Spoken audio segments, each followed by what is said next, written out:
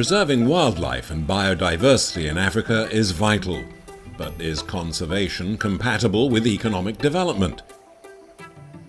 Can it also benefit the local populations? It was one of the major objectives behind the creation of the Limpopo National Park in Mozambique. Has it been achieved? Initially, the Limpopo National Park is a symbol of peace. In 2001, the presidents of South Africa, Mozambique and Zimbabwe inaugurate the new nature conservation area. We need to be part of the global effort in terms of conservation of nature. The Limpopo will link with the famous Kruger and Gonarezhou, creating a trans-border wildlife area. But for this new agreement between the three nations and between animals and humans to get underway and to survive, the park has to work to find its economic balance. And that's another challenge. So our expectation was that we will get funding from AFD, and that will help us to establish the park and initiate to develop it. Avec la conviction, le pari en fait que en conservant et en exploitant de façon durable la ressource naturelle, on crée du développement. In fact, many hopes rest on the presence of the large mammals, but there are almost none at the opening of the park. How then to reintroduce the fauna and, more importantly, to make sure it stays? We built a sanctuary in one corner of the park and start stocking it with wildlife and also with elephant. And we kept them there for about 3 years and then we opened them up and they stayed in the park. Gradually, life is reborn, but very quickly the wildlife attracts poachers. Since 2011, hundreds of animals have been killed in Limpopo. The park faces an unprecedented continental phenomenon. The number of rhinos killed in South Africa increases 90-fold, and the illegal hunting of elephants threatens the entire species with extinction.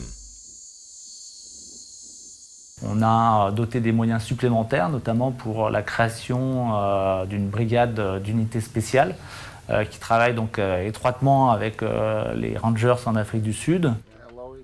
While the presence of the rangers has not eliminated poaching in the park altogether, it has contained it. There are no longer any rhinoceros in Limpopo, but the population of elephants and buffalo appears stable, with between 1,000 and 1,400 animals currently living in the park. The second challenge for the park is human. When the park officially opens, some 26,000 people live in Limpopo. A quarter are in the heart of the core area, mainly where the wild animals have settled. Cohabitation can be dangerous and might have a negative effect both on the survival of the village communities and of the wildlife. Villagers are told they could move elsewhere, but only if they agree to do so. We've tried to move away from the term resettlement and more towards the term of development through resettlement. You'll have water systems within your village, you'll have school, you'll have education, you'll have part of an irrigation scheme as part of income generation and more sustainable food sources. Several villages are moved from inside the park to an area a few kilometres outside. But there are difficulties, such as the construction of infrastructure or the availability of new lands.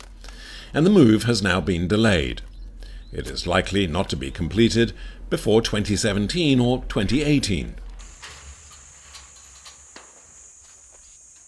The communities remaining in the park are mostly in the southeast corner, and a 56-kilometre-long fence is meant to stop wild animals from entering. The villagers live off natural resources, agriculture, fishing, hunting and livestock, but now they must adapt to the new rules of the conservation area. So they can chop down trees, they can hunt, they can do things, but they have to do it in a way that is not detrimental to the environment. To compensate the loss of revenue caused by the new rules, irrigation systems are provided in several villages.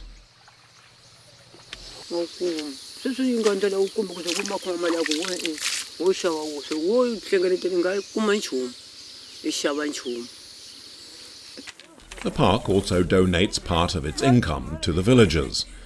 But the amounts remain low, and the community's support of the park project is still a work in progress. It's like your emails is also fast. I email you. These South African tourists have been coming to Limpopo ever since it opened. But there are few others who are as regular. The park has suffered from delays in the relocation of villagers, and poaching has taken its toll. So far, it has welcomed only 22,000 to 25,000 visitors a year, far below the original target. But despite this, some private operators have taken the plunge to invest.